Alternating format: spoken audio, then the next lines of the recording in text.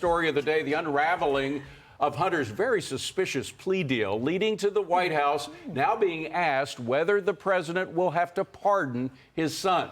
Good morning, Lauren. So how did the White House respond to that question? Karine Jean-Pierre said not a chance. Watch.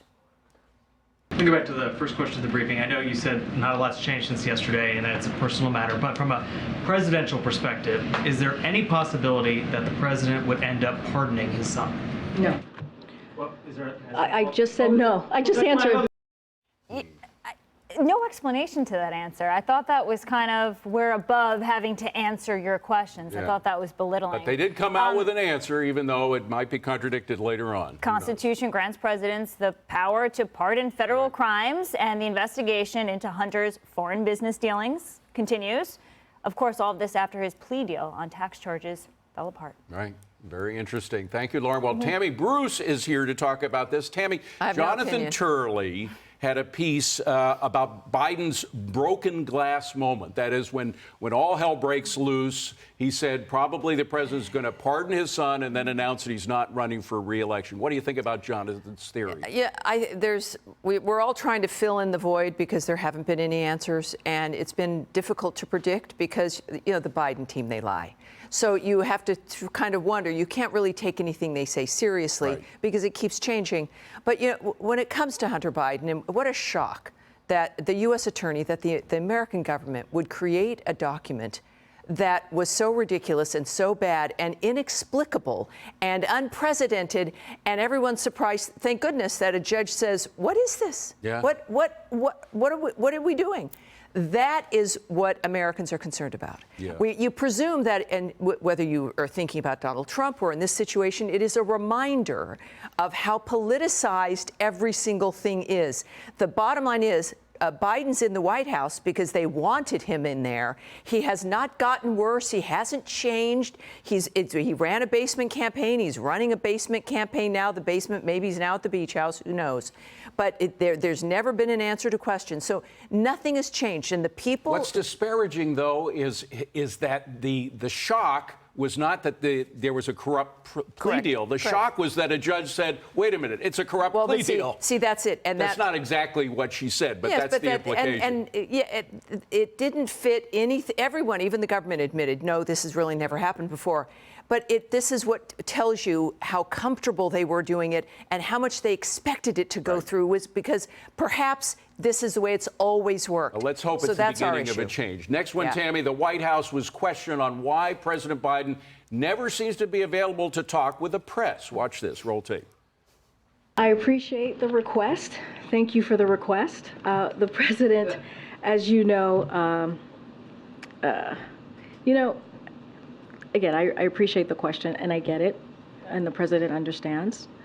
You guys want to ask him questions and have the opportunity for him to answer your questions. I do want to say this is a president that has done more in the first 2.5 years when it comes to the economy.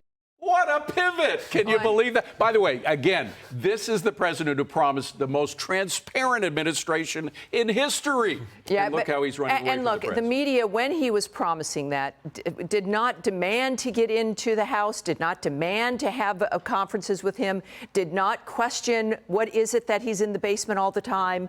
They set this up. Yeah. So it's now a little bit ridiculous to then be surprised that he still doesn't want to talk to you. And why would he? He became president by doing this. Yeah. Why would he change the strategy? And there is a contempt for the American voter in this, a contempt for everyone other than themselves, and whoever's running the country, they like their position. But in 2020, when he was down in the basement, he didn't have a record to defend, which he does now. That's why it may not work this time. I want to get another one. Senator Dianne Feinstein struggling to simply say aye during a committee vote yesterday. Roll it. I would like to support a yes vote on this. It provides $823 billion. That's an increase of $26 billion for the Department of Defense, and it funds priorities submitted. Yeah, just say aye. Okay, just aye. Painful. A spokesperson for Feinstein tells Fox his senator was preoccupied, didn't realize the debate had just ended. It gets to the question, though, Tammy, of she's not the only one. I mean, you have Senator McConnell, which had a very strange moment the other day, and of course you have the president himself. So what about the age issue? How do we resolve it if we can?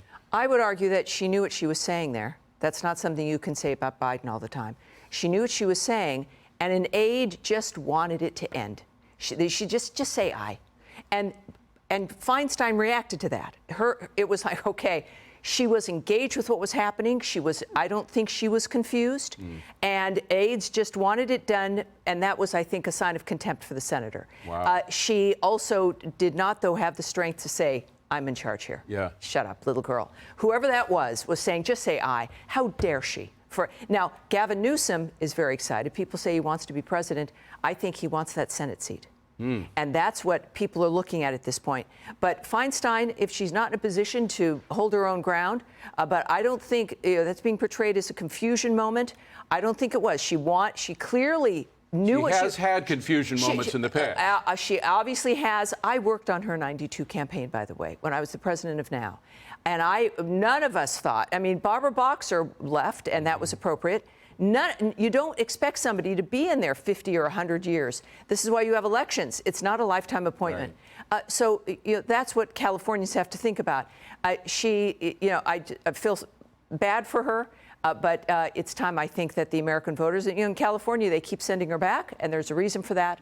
Yeah. But clearly, age is an issue only if there's an attendant problem with that age. Exactly. That's the bottom line. That's the bottom line. I think that's a great point.